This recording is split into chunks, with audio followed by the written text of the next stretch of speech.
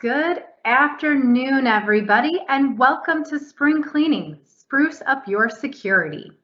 Just a couple of quick housekeeping reminders. If you have any questions, feel free to ask them through the Q&A panel. Again, we appreciate your participation in our spring cleaning of years past and the spring cleaning for this year.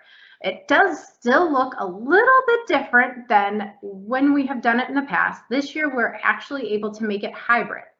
So we are having an in-person spring cleaning recycling, but it is going to be on a calendared basis. And if you have not received your date and time to bring in your tech recycling, please reach out to Christy Masoyan so that we can get you scheduled to bring in that old tech and clean out your server closet.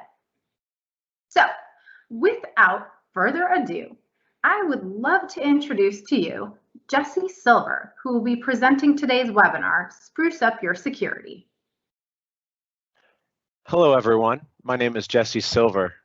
I'm a, that shouldn't have gone there yet. All right, I am a technical lead and senior consultant on the security compliance team here at Red Level, and it is my pleasure to be with you today. We're going to talk about spring cleaning, and we're going to go back to some basics. So we're going to have a little bit of fun today and really provide some value with some quick hitters and low-hanging fruit that will help you spruce up your security for spring cleaning. I'm going to get right into it because I have a lot to cover, and I want to leave plenty of time for the end period for some Q&A. So let's get started. And please, on that note, please save your questions for the end. We'll be available for question and answer, and we'll post them in the Q&A forum there near the end. Thank you so much. So, in thinking about what I wanted to cover today for this presentation, I could go as advanced as Microsoft Cloud App Security or talking about automation and AI and security, but I thought it's spring, lockdowns are ending. Let's start with the basics, right? And let's really, let's really get some value and some fundamental stuff out of the way, right? Before we really get too advanced. So, first thing we're going to do, clean house. This is really important. It's in the spirit of spring. We just find at Red Level when we go into engagements, we find unused admin accounts, we find over-privileged accounts, and it's really time to clean house, and I'll go into some detail there. Next, we're going to create a governance strategy around a perpetual way to think about administrative access into our environment, both on-prem and in the cloud. Again, we're going back to basics here. We find that we come into a lot of client engagements and people are wanting to run when they haven't figured out how to crawl or walk yet, right? So we're going to build that solid foundation for you, kind of go back, take a step back, and create a solid governance strategy. And we're going to talk about some advanced stuff there. Then I'm going to give a little intro into identity and access in Azure Active Directory, right? Both some low-hanging fruit that, frankly, if you're not doing already, you need to be doing now or very soon, and then your top priorities and really how to be successful in those priorities. So we're just at the identity layer today, and we're going to spend a lot of the time talking about administrative access, but these are very important things. Identity is the foundation of all cloud computing and zero trust, so that's where we're starting. Okay, let's spark joy by cleaning house. I had to do this slide. My wife is a big fan of this show, and my house is changed as a result. I think probably for the better. But we're going to do this for your IT environment, right? We're going to think about this both on-prem and in the cloud. And really, our first entry point is administrative access. That is our biggest risk factor because of lateral movement. So even if a nefarious actor gets into our environment via a regular account, they can do lateral movement and escalation and honey token and all sorts of different ways to get up into an administrative account, a high privileged account, especially in your on-prem environment. So we're going to start there and we're going to spark some joy. Okay, again, back to basics. Let's just do it. Let's dive in. First thing we're going to do, our Active Directory environment, ADDS, right, our on-prem. If you're cloud only, we'll skip to step 2, but we find probably 9 out of our 10 customers are hybrid or even just starting their cloud journey. This is where you want to start with this. We're going to identify all of our administrative groups, privileges granted via OU or group policy, and of course, local admin accounts on DCs. We even may want to think about a local admin strategy for our end user computers. Sometimes we manage that with group policy. Sometimes our IT guys manually imaging these machines and just putting a generic local admin account on all of our machines that, frankly, that password hasn't changed since 2018. It's time to change that, right? We need to think about a governance strategy. But we'll start with our high privileged accounts. Let's gather them up. Let's round them up. Let's do an audit. If you don't do this every 6 months, you need to, okay? So this strategy we're talking about right here, this is not just a one and done spring cleaning. This is a perpetual strategy. And I'll get into kind of how we're going to operationalize these moving forward. This is more looking back and just kind of getting into that ready state. We'll cover cloud here in a second, but this is really important just to think about, let's take a step back. Where are our admin accounts? Who has them? Who manages them? How do we do the password management? When's the last time we've changed the password on the master password list or password management engine? Are we doing MIM? Are we doing PAM? Are we doing PIM? I'll get into those here in a minute. Let's just take a step back and write this all down, right? Because what we found time and time again when we go into our environments is that it's kind of as we go, right? Oh, just create that guy an account. Oh, shoot, I see that one in there. Let's delete it, right? Take this time. I'm giving you the directive, right? Don't do all the fancy stuff. Let's go back. Let's round them all up and purge, okay? Least privilege access. We're going to get into that in a few minutes, and I'll talk about that as an ongoing strategy. But just remember here, you probably have superfluous or unused or unnecessary admin accounts in your on-prem environment. They may be a SharePoint admin. It may be a SQL database admin. It may be something connected to, an OU that grants administrative privileges or a role group, right? It's time to purge. It's time to clean house. Just take care of this now, document it. You'll thank me later. Second, let's do that in the cloud, right? Same thing. This one, again, for some of our clients who have a lot more maturity and understanding of on-prem, I think that step 1 will be a little bit easier for you to understand and wrap your head around because you have more experience, more depth, and more standards in your on-prem environment. For cloud, it's a little bit different. As you all know, we can have cloud-only admin accounts. We can have cloud-only security groups that provide admin access and role groups, and I'll go over that in a minute with PIM. And there's also the question of licensing, right? We can't talk about cloud identities without talking about licensing.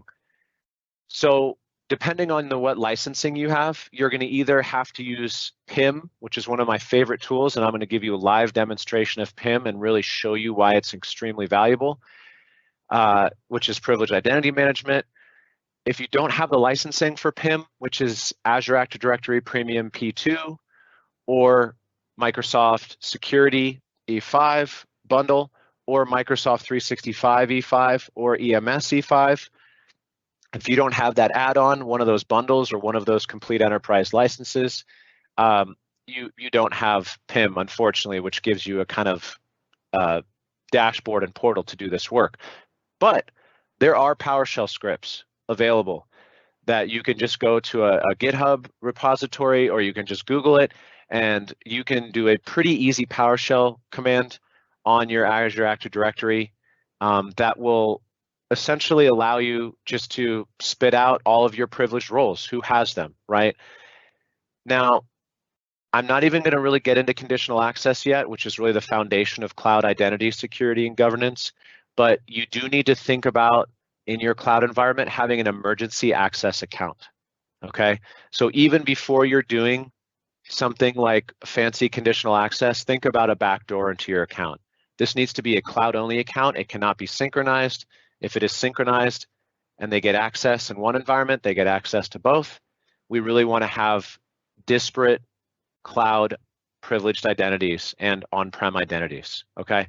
So I'll talk about that a little bit more in depth later in my presentation and my demonstration, but just remember here that when you're doing that, you may already have the emergency access account. You may want to think about purging it and redoing it in a different governance strategy. Well, I just wanted to flag that. So licensing is the important one, right? What licensing do we have? Do we have Microsoft 365 E3? Do we have Business Premium? Do we have E5, right? And depending on the licensing you have, that will change the strategy. It's not like on-prem where you buy stuff and you use it and it gets updated. Cloud is really about licensing and features and functionality. The PIM demonstration that I'm going to do for you guys here in a few minutes, that is an advanced feature. I'll speak to that, but just remember that licensing is important, and the way that you gather this information to do your purge is also important, right? For now, run that PowerShell script. Who has access, right?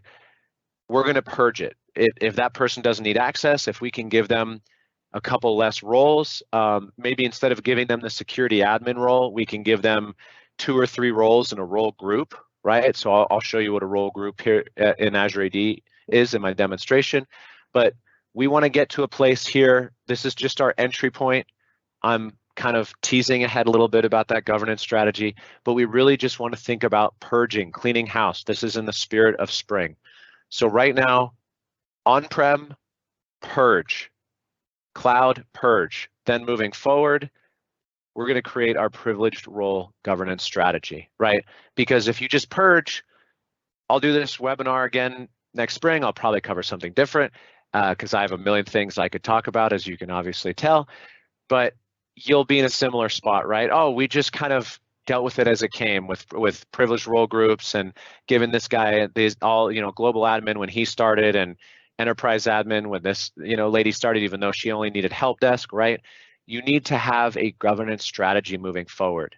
And you would be surprised how many of our client organizations, even larger organizations, don't have a strategy, don't have documentation, don't have standard operating procedures around privileged access and identities. So that's what I'm going to focus on here. We're going to show a demo, which I can't wait. I'm really excited about and you're going to love. But let's just talk about it first really quick. And again, if you have any questions on this or thoughts, get ready to post it in the Q&A for later on. I'll save plenty of time for some questions because this is a discussion, right? This is a partnership with our clients, and a lot of this stuff is in perpetuity. We're really not trying to do major initiatives. We're trying to empower partnerships and value and things that are constantly moving, because as you guys know, the more workloads, the more security, the more governance, the more device management, applications, whatever you move to the cloud, the more things are constantly changing. On-prem environments are pretty static. Cloud is constantly changing, especially the Microsoft cloud. This is obviously for the better, but these governance strategies that we're about to create and think about, they need to have change and growth and auditing in mind. This can't be a set it and forget it, right? We are in constant change. It is not what to think, it is how to think in the cloud, right? So let's talk about it.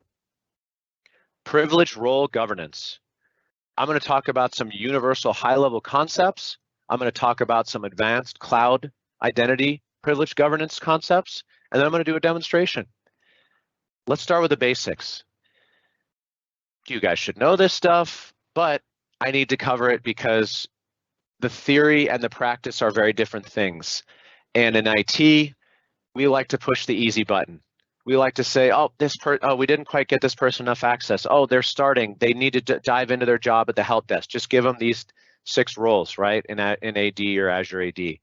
Well, we need to take a step back, have the governance strategy in place, have our core concepts in place, have our documentation in place, have our change management in place, and then we fit everyone into that strategy, right, into that governance.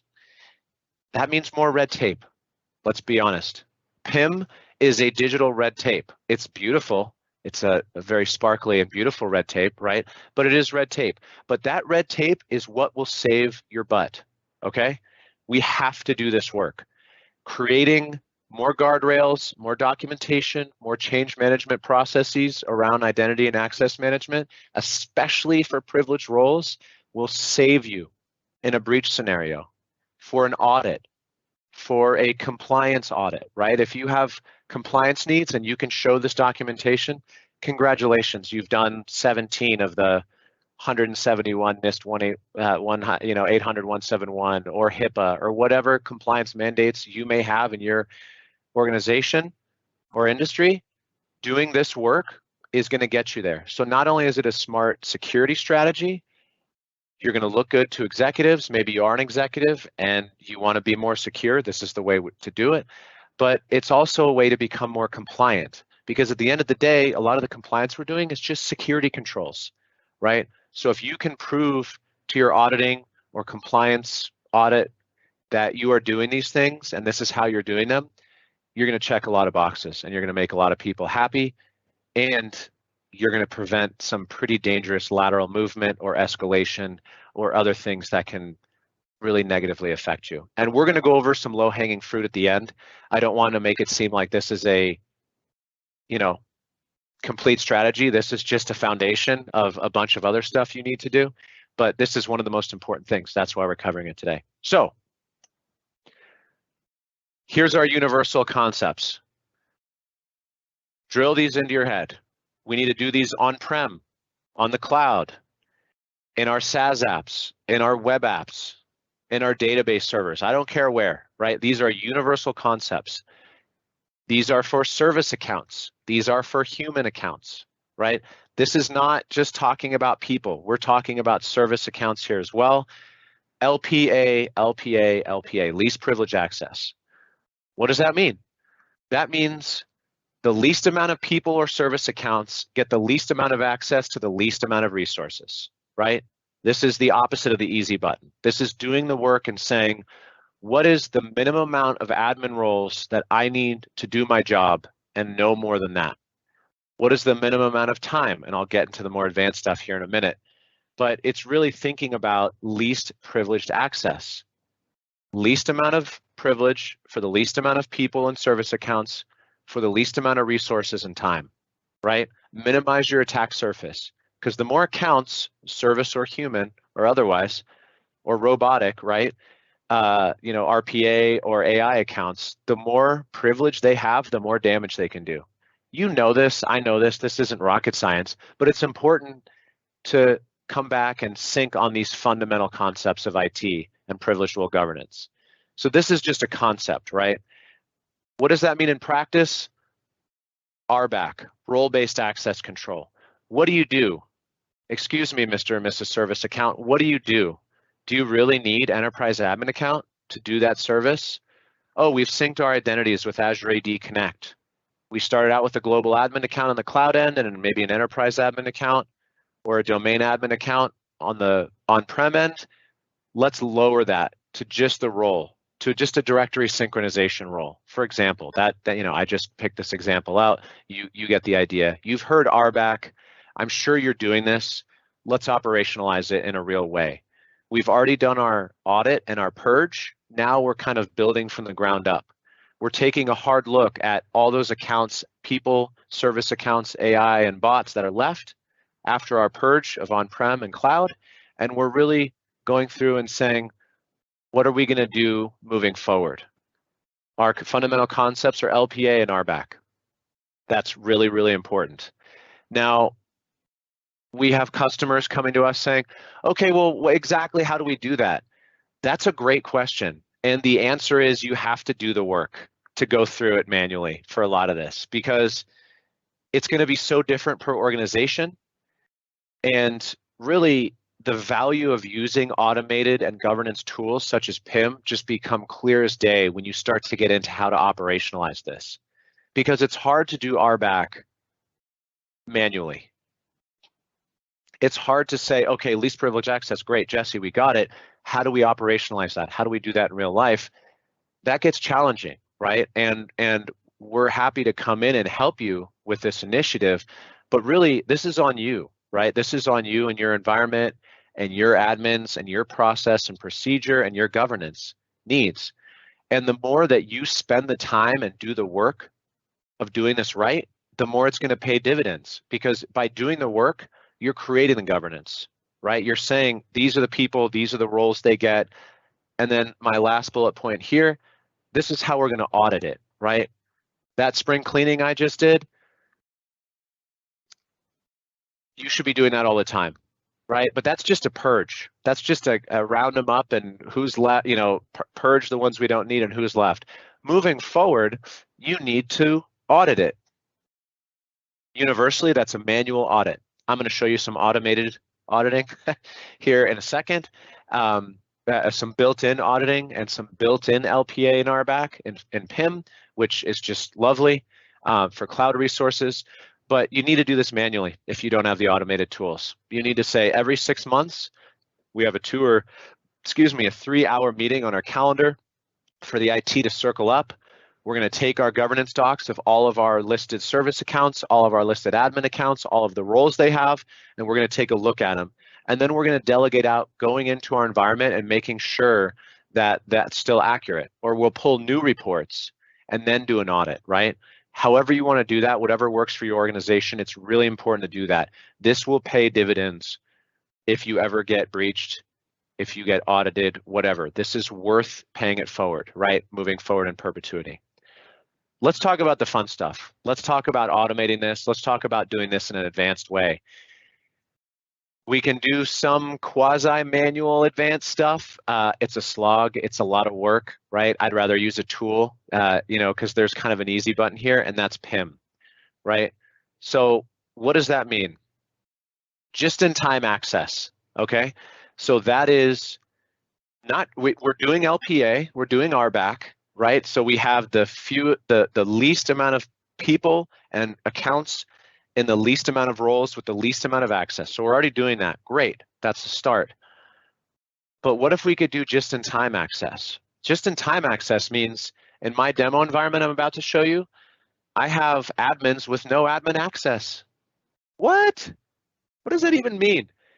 It means that I, as an admin, have no standing admin access. If something happens to my account, even my cloud-only, unsynchronized, disparate account, let me take a step back. If I didn't hammer this home earlier, for your cloud workloads, you need to be using cloud-only accounts. If you have an administrative account on-prem that you're syncing with the cloud, and that account has privilege in the cloud with Azure AD Connect, in Azure AD and Azure DS, ADDS, you're doing it wrong. On-prem only admin accounts, cloud only admin accounts, different passwords. Red tape, I know, it's a pain in the butt. Oh, another account I have to manage, Jesse? Yes, because if something happens on-prem, something happens in the cloud, and vice versa. If you're using synced accounts for admin accounts and they have privilege in both ends, no, don't do that. Cloud only admin accounts from here on out. So, zooming back in. We've got our cloud only admin accounts. We're doing least privilege access. We're doing RBAC. I'm going to do just in time. That means that I only have the admin access I need for a certain amount of time. I'm going to demonstrate this in a minute. It's better than me just blabbing about it. I think seeing it in action is really going to drive it home for everyone. But we do just in time access. That means I may need a security admin. I may need a global reader. I get it for 2 hours. I have to justify it. The action is audited. The justification is audited. Oh, I need this to inspect a thing. I have to perform MFA at the time of elevation or not, depending on how you want to do it. And an alert goes out for certain privileged roles. For the people that are eligible for those roles just in time, alerts can go out to other admins. Hey, Jesse just activated security reader. Hey, this person activated global reader, whatever. We have a bunch of built-in governance and security controls with this technology. The next thing I'll touch on really quick, I'm not going to do a demo today because it can get to be a little bit much, is entitlement management, right? Say you're a bigger organization, you have more maturity, you have some administrative needs that you want to delegate out to specific users, right? So maybe a manager in a branch office, you want them to be able to reset passwords for their users or create groups for just that branch, right? Well, now we can do that with Azure Active Directory Premium P2. We can do entitlement management where I can give HR administrative access just to HR tools instead of giving them a blanket admin role. Again, RBAC, least privilege access.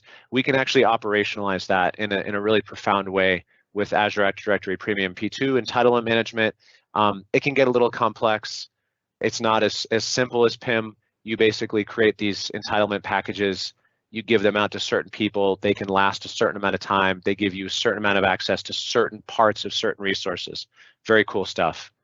I'm not going to demo that today, but we'll just talk about it. The last thing is entitlement management. I'm sorry, is automation. Automate this, right? Don't have this be manual. Create a system, create governance around it, create automation. I'm going to demonstrate that right now. So let me just stop sharing my screen and I'm going to quickly share my demo environment here. Excellent. So you should now see my demo lab. So this is, I'm not an admin here. So for all intents and purposes, I'm Grady, right? This is the demo environment. Pay no mind to the documentation here. So I'm Grady. Now, I'm a junior sysadmin, right? And my organization, the administrator, which I'm not a security admin, global admin, I'm not a CISO, CIO, even a system admin. I'm just a junior help desk guy, kind of system admin. I have a small organization. I need to do some help desk tasks. In comes PIM, right? Privileged identity management. Over here, I'm in PIM, right? Really simple. Here's the roles, here's the privileged access groups, and here's Azure resources. I'm not going to demo that today, but just know that you can do this with Azure IaaS and PaaS. For different layers of containers within Azure, you can have privileged identity management. So what does that mean? It means right now, I'm logged into my account. I don't have any admin access. I'm just a user doing my PowerPoints, whatever, right? I'm just a user account. So I can have this from my cloud-only admin account, or sometimes we see this for an HR person who they don't need a cloud-only admin account, but they do need occasional admin access for a compliance reader or e-discovery manager, something like that. They can use their regular account. That's okay in certain situations because we're using just-in-time access, right? It's not standing admin access for them. So I'm Grady. I come in here into my roles. Here's my eligible roles. As you see, nothing is active, right? I have nothing, no standing admin access. Well, I can be a help desk admin. I can activate it. It will last for a certain amount of time. I have to justify why I'm activating it, right? So that would mean that you need to let me be a help desk admin. Maybe you don't trust all your junior admins. Help desk people do shift work. You don't want them standing access for their shifts. You give them the admin access they need. Their shift's over, they lose all access, right? You can do this automatically, automated, right? Now, beyond just a role like help desk admin, I can think about targeting a group, right? Why would I want to target a group? Well, now in Azure AD, I can have privileged role assignments to a group. Here, I've created a group called Help Desk Admin. This is just a security group in Azure AD, but here in preview is assigned roles.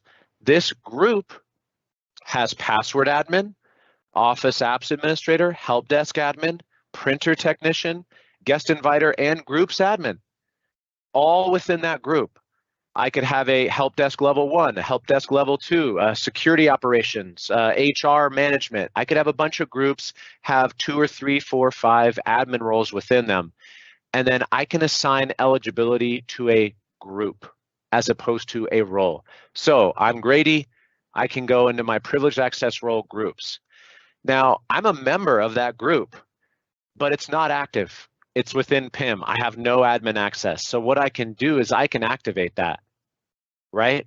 And this will say, and again, I can put as many guardrails around this as I want. I can perform MFA. I can only do it for 2 hours. I can need to get approval. So maybe you want to bake approval into this. For all your high privileged roles, you should probably have a manual approval process. That means that if I request global admin, someone on my team, my boss, has to click approve. I can't just activate. Even though I'm eligible for global admin, I need manual approval for my high privileged roles. For help desk, maybe I just want to justify it. I can set this so the admins can set this. That can be 1 hour, it can be 2 days, whatever you want to do. I can do a custom time. So I can say, look, my shift is coming up this weekend. I don't want to bother my boss with an approval. So maybe this weekend, right, I'm going to set it for a certain start time so that during the 8 hours of my shift, or when I'm doing some database work this weekend, I'm a sysadmin, I'm targeting my role elevation for that time. It's beautiful, right? And yeah, it's giving it away. I'm in mountain time. Great. Well, I don't need to do the custom start time. I need it right now. And I need to say, need to help a bunch of users with printers and groups.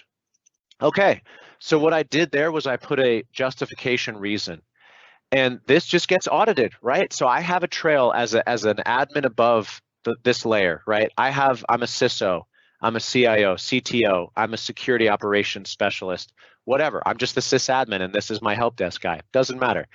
I have an audit trail of everything everyone did, why they did it, when they did it, what they did, all baked into this system. So I activate that role. It goes through a manual process. It will refresh in a few seconds. This is getting a little better. It used to be that you had to sign out and sign back in. Then they made it that you had to refresh the page. Now they're refreshing the page for you, excuse me. So again, cloud constantly changing, right? So here, if I needed an approval, it would stop here and say, we are waiting for your boss to approve this role activation, this role elevation, right? But this is just going through and elevating my role. Again, this is red tape. I'm not just a standing admin, but this is worth its weight in gold for auditing, for compliance, for security, for peace of mind. I can give the people the roles they need for just a few hours when they need them, because most admins don't need access all the time. And most attacks on admin accounts happen over the weekend, right? When that sysadmin is earning that margarita. So as you can tell, it automatically refreshed my page. Now you'll see that in my active assignments, I'm a member of the help desk admin group now for the next 8 hours. See that? 7:02 p.m. tonight. So for the next 8 hours, I have that. I can deactivate it when I'm done. I don't have to do those full 8 hours, right? Really, really cool stuff. And I can tune all these dials. I can set this to however I want. Now, I'm an actual member of this group that's active. I have all these admin roles. I can go do the work I need to do. It's audited. When I'm done, I can deactivate it or it will automatically expire. Boom, no standing access. Justifications for everything. This is PIM. I can do this for roles, groups, or Azure resources. I can put certain guardrails around certain roles and groups, other guardrails around others, manual approval, automatic approval, you name it. You can kind of see the power of this product here. And we use this a lot for some of our more secure, higher maturity clients. We really like to use this, and we PIM ourselves. We tell people, look, we eat our own dog food, right? We're not just going to tell you to do this and then in the back door we have global admin. You approve us coming in. You do this with vendors, right? You give a vendor an account to your environment, PIM them, PIM everybody, PIM yourself, PIM your vendors, right? PIM everybody. You guys get the idea. So that was my quick demo of PIM. I could talk about Azure Active Directory Premium P2 for 2 or 3 hours, but I just want to get back to some fundamentals before I open it up for Q&A. So let me just go back here to the deck. Great. So just in quick review, we've talked about privileged role governance, about our least privileged access concept, about RBAC, and about manual auditing in a scenario in which we don't have something like PIM. As you guys can tell from my demonstration, PIM does all that stuff automatically, automagically, if you will, right? So really a beautiful product. You can do that stuff manually. You can If you don't have PIM, you can manually assign a role, then take it away later, right? No one's stopping you from doing that. Doesn't mean you can't do PIM-like functionality without it, but it's a pain in the butt. But you may want to think about that, not really having many global admins, giving them out manually. You can have a privileged role administrator who's a CISO or CTO or someone, and they can give out global admin in specific scenarios. Going back to RBAC, we go in, every admin thinks they need global admin, thinks they need domain admin, right? Chances are they actually don't.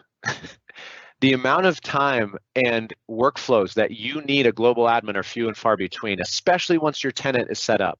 If you're just getting started with Microsoft 365 and Azure, you will need those high privilege roles to configure global settings, right? To do things. But once your tenant is set up and you have your fundamental security and your fundamental governance and your groups and your teams and everything kind of humming along, you don't need global admin that much, if at all. So do RBAC. Don't give that, snarky system admin, global admin just because they say they need it. They probably need 3 or 4 things daily, 2 or 3 things every once in a while, and then global admin every once in a blue moon, and you can manually do that. With PIM, you can do it automatically. Now, the last thing I'll say about PIM is that these roles can expire. I can audit them, right? I talked about purging and doing that at the beginning of this talk. PIM will do that. I can be eligible for that help desk group for just a year. After the end of the year, I have to justify my eligibility. I still need to be in that group because I still do this work. Otherwise, it just falls off, right? I lose eligibility. Beautiful. It automatically purges admins. The only thing you want to make permanent, the only thing you want to circumvent PIM for is your emergency access break glass account. That account needs to be permanent global admin, no eligible, permanently active, permanently active, no reason to expire that role. Everyone else, all your humans, put an expiration date on it. Every year, why do you need security admin? Why do you need Teams admin? You have to justify it. That gets audited. We get to do that for our compliance. It's a beautiful thing. So it automatically does all that for you. And especially those higher privilege roles, have a manual approval process, have some hoops to jump through, like performing MFA on approval, and then have people only be eligible for that for 6 months and have to every 6 months to a year, say why they still need eligibility for that role. And that's the automation. You guys see what I'm talking about now. That's the automation of doing privileged role governance. So just to kind of bring it home. Great. Whew. Okay.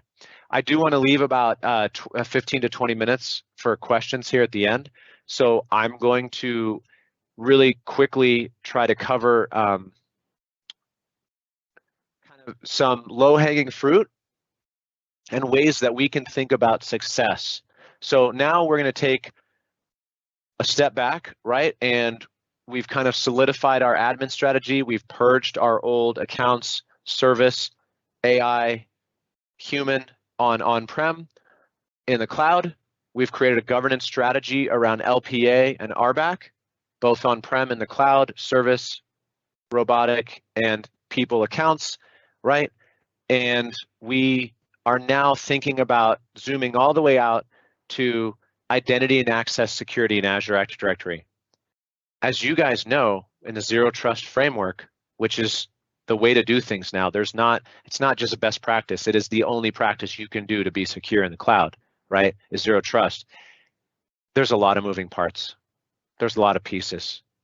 So let's talk about some of these pillars of how we think about these things holistically. Obviously, I could talk about any of these subpoints for an hour. I just want to give you some high-level framework that you can start thinking about this stuff. First, under people, executive sponsorship, so important. We don't go into a client environment anymore and it's just an IT guy saying, oh, there's the technical stuff. No, we need executives because we need to talk about business use cases, business objectives, business security, business empowerment. We are business minded. We are not technical minded.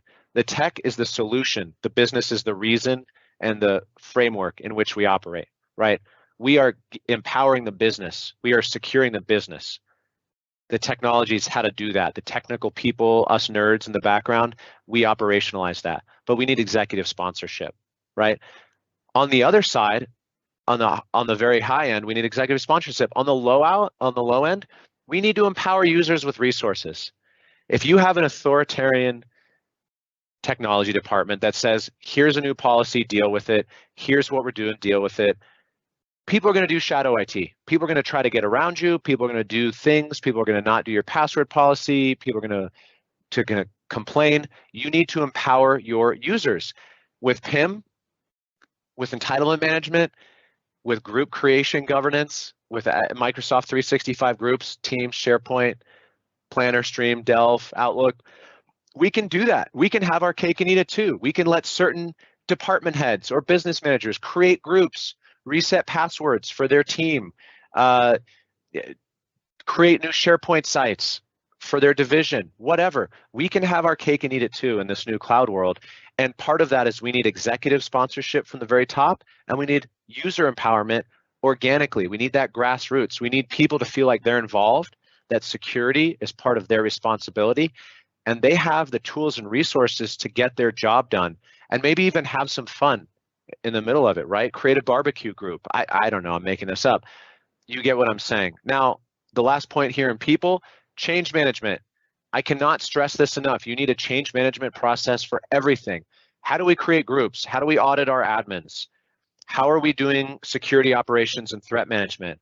What's our device change management for Windows 10 update rings? I just, for everything, do change management. Maybe have a change approval board for major changes and a small change board for small changes. However you want to do that, however big your organization is, you need to do that. For processes, baseline security, MFA. If you are not doing MFA, do it now. Hang up this webinar and go operationalize MFA. I'm going to tell you a little bit more about that later, but or maybe you have a question of how to do that, right?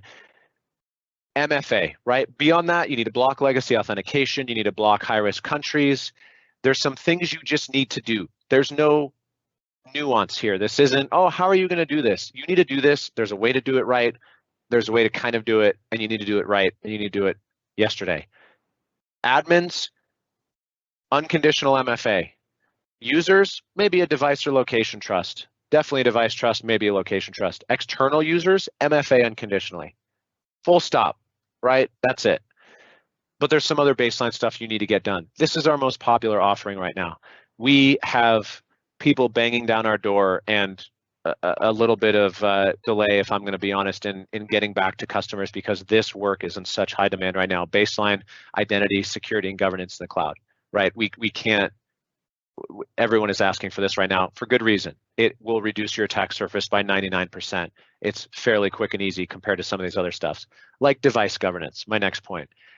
Device governance, very important. How are you managing your devices? Are you doing group policy? Are you doing SCCM on-prem? You need to hybrid Azure AD join those machines. You need to start thinking about moving workloads and device trust and management into the cloud, right? Your people are out in the cloud. Have the devices be that tie-in. Don't think about firewalls and file shares anymore. That is so 2007, right? We are in 2021. We are in a dispersed node network. We are not a hub and spoke philosophy. We are a dispersed node. This is how to get there. Again, we can have our cake and eat it too. There's some amazing things we can do to device management. Same thing with app governance, right? How are you doing SSO? How are you doing your web apps? Are they tied into device management? Are they tied into that baseline identity and access management that I just talked about?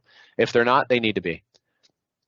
Azure, and then let's talk about technology really quick, because again, I want to give some time for questions. Azure AD Conditional Access. This is the foundation of cloud identity. This works for Azure, for your devices.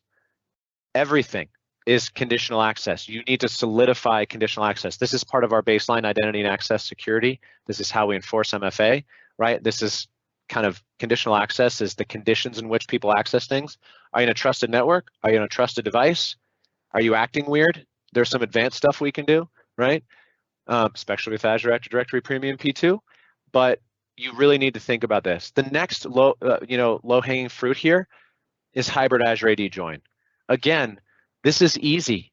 This is saying I'm managing my devices on-prem, but I want them to have presence in the cloud so I can do some conditional access and other security on my Windows 10 devices, right?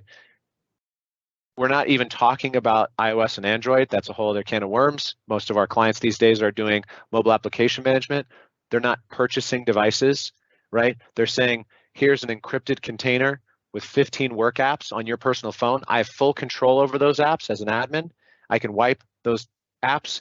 I can prevent you from cut, copy, paste to or from those apps, right? I block screen capture in those apps. They're encrypted. You need a password to get into those apps, but maybe not on your regular phone. And I don't mess with your personal phone. That's the future. Again, I could talk about that for 2 hours. The last thing I'll say is once you've solidified that strategy with your admins and your access and your least privilege access and your RBAC, and then you've done your baseline identity and access management for all your internal, external users, service accounts, admins, as I talked about, you need to do SSO. The beauty of SSO, as single sign-on, is that when I have a Salesforce or a cloud app or your ERP solution via a web app, if you do SSO, guess what? All that hard work you did to do your baseline identity and access, you just bring that app into that. I use that same identity, the same conditional access, the same device trust, all of that immediately switches on. It's beautiful. You don't have to think about doing disparate security or anything in that app. It is SSO. You bring it into the fold of your core identity and access governance, as we talked about mostly with admin accounts, and now we just talked about them with the broader approach: internal users, external users, B2B, B2C. Awesome. So let's open it up for questions. And at the last minute of the discussion, I did want to plug our event coming up tomorrow, and I have a slide for that. But thank you so much for listening. For some of you, this was like, dude, I know. For others of you, it's going to be like, where do we even start? We're here to help. We're here to answer questions.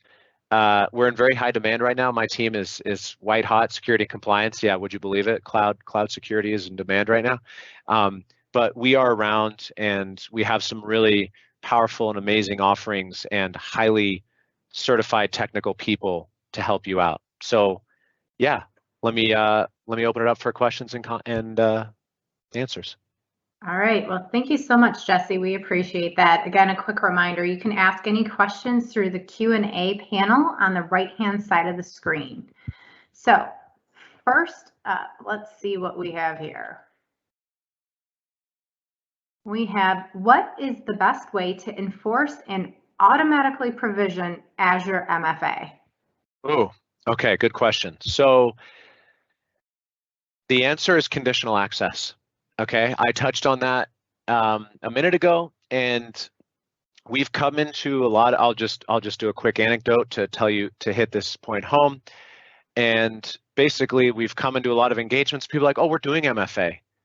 We manually set up Duo, right? Or Azure. I'll just speak to Azure MFA, but we could apply this to Duo or Okta or whatever. Don't pay for those, by the way. If you're thinking about buying Duo or Okta or Imprivata or anything else, don't. Azure MFA has everything you need. You're already paying for it. Chances are you're already paying for it. You're already using it. It integrates with everything else. It's the way to go. So a lot of our clients, we come in and they're just doing manual MFA. Oh, a new guy started. Oh, enforce MFA in his account. That's per user MFA. That is so 2014, right? No, don't do that. The new world, everyone is disabled per user in MFA. I'm not really worried about any of those MFA settings, except for app passwords. I can't even get into that right now.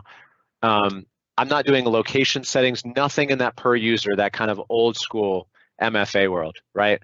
Not doing anything there. Conditional access. I have 3 primary MFA policies. 1, enforce MFA for privileged roles, all privileged roles. That means if I get elevated in PIM, as I demonstrated, I get MFA'd.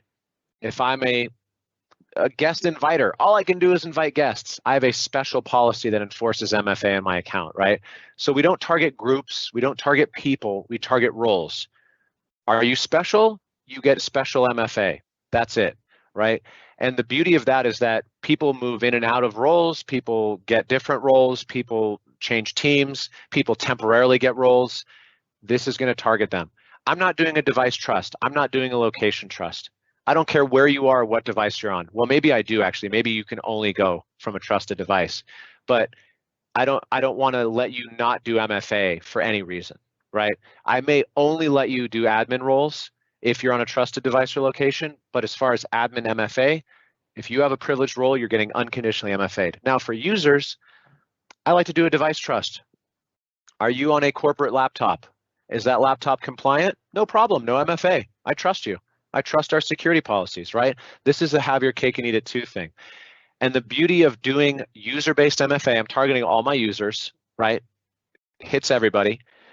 When a new user starts, they fall into that policy.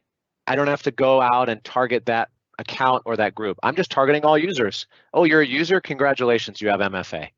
Same thing for external users. I use conditional access to target external users to say, oh, you're getting access into our environment, you have MFA. You don't have Microsoft, you don't have Office 365 or Microsoft 365s with Azure MFA, no problem. We'll do one-time passcode, Google Authenticator, something like that.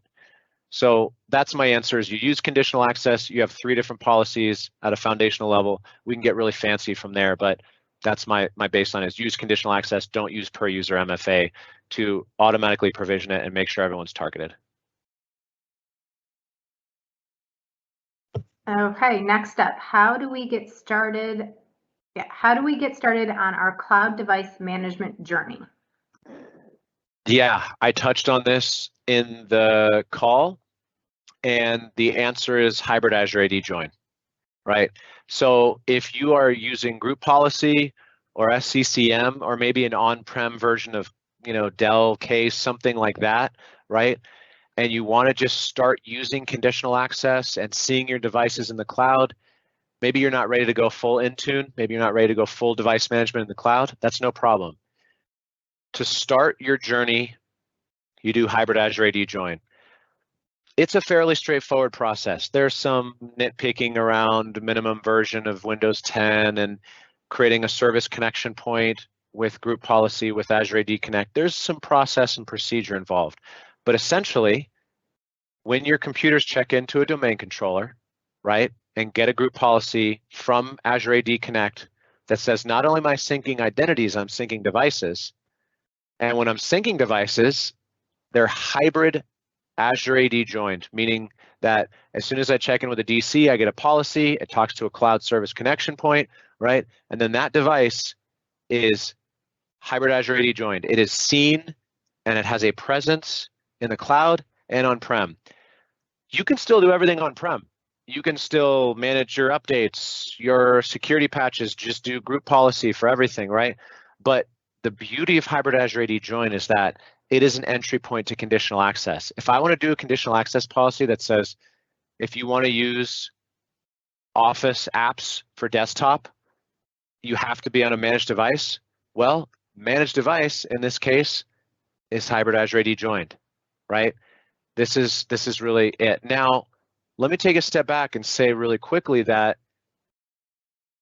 you may be thinking, you know what? I barely do anything on-prem. Most of everything I want to do is already in the cloud. I'm doing SSO. I'm kind of doing baseline conditional access. Well, in that case, you could do Azure AD joined or registered, right? You can do full cloud management, use Intune, do device management. That's a lot. That means that you're doing updates, security, device configuration, device compliance, all of that stuff in the cloud, right? You're not relying on on-prem. Some of our clients are there, especially lower size, maturity clients that they're barely doing any device management now. They might as well do it in the cloud, right? Barely doing it is better in the cloud than on-prem. It's really our clients that have a solidified device management, governance, and security strategy on-prem, group policy, VPN, domain join, all that, where they just want to get started. Hybrid Azure AD join is the answer for that. And yeah, that's really my answer is hybrid Azure AD join. Okay, one more question. What can we do to help apply security and governance to non-Microsoft SaaS cloud apps? Yes, so that I touched on that briefly, but I want to expand on that a little bit. So that essentially is doing SSO, right? So again, don't skip leg day, do the admin purge, both on-prem and the cloud, create a governance strategy around admin accounts. Then you do your baseline identity and access management, conditional access, MFA, user, MFA, internal, external admins, block legacy authentication, maybe block high-risk countries or only allow logins from the US and Canada, however you want to play that. We get really custom with some of our policies. But then you want to do single sign-on, right? So you create a secret handshake in the back and an encrypted, key, and you make it so that all your SaaS apps come into this fold, right? You've done your work. You have your baseline Azure AD, identity and access management governance. That means when you're doing guests, whatever, vendor portal, web app, Salesforce, Google, if it can do SAML or OAuth, integrate it, right? And SSO, I'll just leave you at a little teaser of some really advanced stuff. SSO is your entry point to doing advanced security workloads such as MCAS, my favorite Microsoft technology. MCAS is Microsoft Cloud App Security.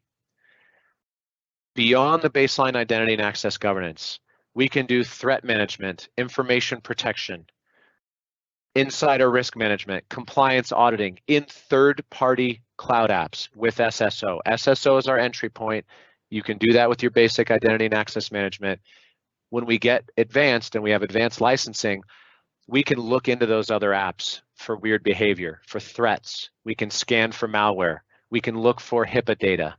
We can block HIPAA data. We can do a ton of stuff. SSO is your entry point. So start there, and then we can do fancy stuff later on when I'll have another webinar, and I will show you some really cool, more advanced stuff than some of the basic stuff we did today. Good question.